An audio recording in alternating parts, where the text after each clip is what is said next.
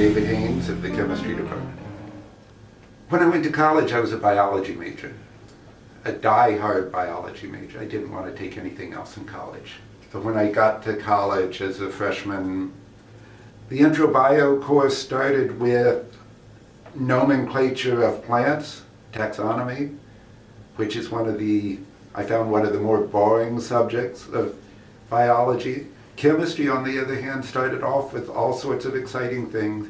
And I very quickly realized that while the questions I wanted to ask as a scientist were biological questions, being a chemist would give me the tools to answer them in ways that being a biologist would not.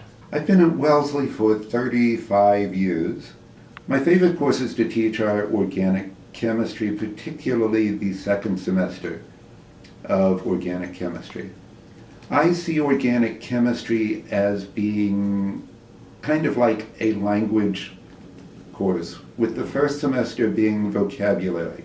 In that course, you're learning the tools, you're learning how to think. In the second course, that would be conversation, where you take the tools and figure out how to apply them effectively. I am, some people would say, a pathological collector. I collect books, particularly books by and about Quakers. I now have something like 25,000 books, pamphlets, and manuscripts that are all by and about Quakers. Since I can no longer find Quaker books that I don't already have, I now collect pottery. And I like pottery that has stories behind it. I like to know who made the pottery. I like to know how they got into it. I'm also significantly involved in Quaker leadership in the United States and North America. I have to admit, I applied to teach at Wellesley without knowing it was a women's college. It never occurred to me that it was going to make a difference until I showed up at Wellesley, walked in to teach in my first lab. I'd done lots of teaching as a graduate student.